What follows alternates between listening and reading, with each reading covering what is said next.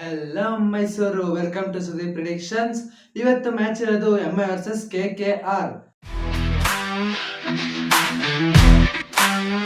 ಇದು ನಡೀತಾ ಇರೋದು ವಾಂಖೇಡೆ ಸ್ಟೇಡಿಯಂ ಅಲ್ಲಿ. ಅದು ಬ್ಯಾಟಿಂಗ್ ಪಿಚ್ ಆಗಿರುತ್ತೆ. ಬ್ಯಾಟಿಂಗ್ ಪಿಚ್ ಆಗಿದ್ರಿಂದ ಮುಂಬೈ ಬ್ಯಾಟಿಂಗ್ ಆಡಿದ್ರು KKR ಬ್ಯಾಟಿಂಗ್ ಆದ್ರೂ ಪಕ್ಕ 200+ ಹೊಡಿತಾರೆ. ಇವಾಗ ಪವರ್ ಪ್ಲೇ ವಿಷಯಕ್ಕೆ ಬರೋದ. ಪವರ್ ಪ್ಲೇ ಅಲ್ಲಿ ಮುಂಬೈ ಫಸ್ಟ್ ಬ್ಯಾಟಿಂಗ್ ಆಡಿದ್ರೆ ಪಕ್ಕ ಒಂದು 50 to 60 ರನ್ಸ್ ಹೊಡಿತಾರೆ.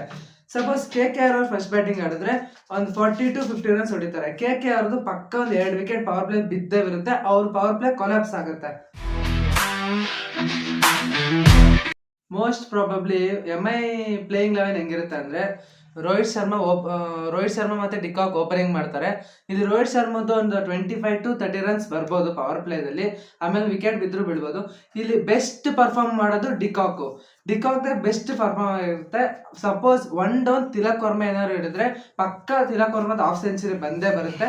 ಆಮೇಲೆ ಸೂರ್ಯಕುಮಾರ್ ಯಾದವ್ ಇಲ್ಲಿ ಫೇಲ್ ಆಗ್ತಾರೆ. Next Rutherford, Hardik Pandya, Naman Dhir, Corbin ಬೌಲ್ಸ್, Deepak Chahar, Jasprit Bumrah, Trent Boult, Markande substitute impact player ಆಗಿ ಆಡ್ತಾರೆ. ನೆಕ್ಸ್ಟ್ KKR ಬಂದ್ರೆ,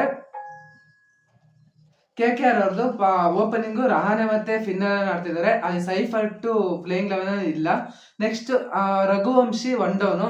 ರಘುವಂಶಿನೇ ಇಲ್ಲಿ KKRಗೆ ವೆಲ್ ಪರ್ಫಾರ್ಮ್ ಮಾಡೋದು. ರಹಾನೆ ಮತ್ತೆ ಫಿನ್ನಾಲೇನು ಪವರ್ ಪ್ಲೇ ಆಡಲ್ಲ, ಅವರಿಬ್ರು ಫೇಲ್ ಆಗ್ತಾರೆ. ನೆಕ್ಸ್ಟ್ ಗ್ರೀನು ಬ್ಯಾಟಿಂಗ್ ಅಲ್ಲಿ ಒಂದು 30 to 40 ರನ್ಸ್ ಹೊಡಿಬೋದು. ಆಮೇಲೆ ಇದರಲ್ಲಿ ಬೌಲಿಂಗ್ ಅಲ್ಲಿ ಒಂದರಿಂದ 2 ವಿಕೆಟ್ ತೆಗಿಬೋದು. ಇಲ್ಲಿ ಆಡೋದು ನೆಕ್ಸ್ಟ್ ಫಿನಿಶಿಂಗ್ ರೋಲ್ ಮಾಡೋದು ರಿಂಕು ಸಿಂಗ್ ಪಕ್ಕ ಒಂದು 30 to 40 ರನ್ಸ್ ಹೊಡಿತಾರೆ. Next Ramandeep Singh, Anukul Roy, Sunil Narine, Varun Chakravarthy, Vaibhav Arora, Muzarabani Pathirana injury ಆದಾಗಿಂದ ಮುಜರ್ ಬಾನಿನ ಸೇರಿಸ್ಕೊಂಡಿದ್ದಾರೆ. ನೆಕ್ಸ್ಟ್ ಇಂಪ್ಯಾಕ್ಟ್ ಪ್ಲೇಯರ್ ಕಾರ್ತಿಕ್ ತ್ಯಾಗಿನ ಆಡಿಸ್ಬೋದು ಡಿಫೆಂಡಿಂಗ್ ಬಂದ್ರೆ.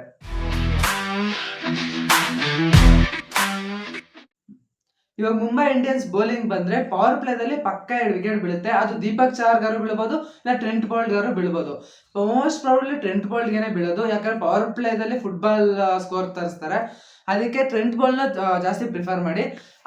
KKR ಬೌಲರ್ಸ್ ಅಲ್ಲಿ ವಿಕೆಟ್ ಬೀಳೋದು ವರುಣ್ ಚಕ್ರವರ್ತಿ, ಸುನಿಲ್ ನರೈನ್ ಬ್ಯಾಟಿಂಗ್ ಕೂಡ ಆಡ್ಬೋದು. ಆದ್ರೆ ಸುನಿಲ್ ನರೈನ್ ಇಂದ ರನ್ಸ್ ಬರ್ಬೋದು. ಆದ್ರೆ ಅವರು ಬೌಲಿಂಗ್ ಅಲ್ಲಿ ಸಕ್ಕದ ಪಕ್ಕ 2 to 3 ವಿಕೆಟ್ ಸುನಿಲ್ ನರೈನ್ಗೆ ಬೀಳುತ್ತೆ. ವರುಣ್ ಚಕ್ರವರ್ತಿಗೆ 1ರಿಂದ 2 ಬೀಳುತ್ತೆ. ಪೇಸರ್ಸ್ ಬಂದ್ರೆ ತ್ಯಾಗಿಗೆ ವಿಕೆಟ್ ಬೀಳೋದು.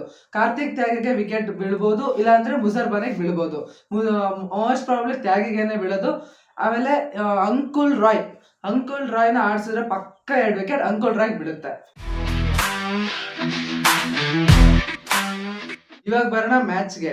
ಇದುವರೆಗೂ IPL ಹಿಸ್ಟ್ರಿದಲ್ಲಿ ಮುಂಬೈ ಇಂಡಿಯನ್ಸ್ ಫಸ್ಟ್ ಮ್ಯಾಚ್ ಗೆದ್ದೇ ಇಲ್ಲ. ಎಲ್ಲಾರ್ಗು ಫ್ರೀ ಪಾಯಿಂಟ್ಸ್ ಕೊಟ್ಟಿರೋದು.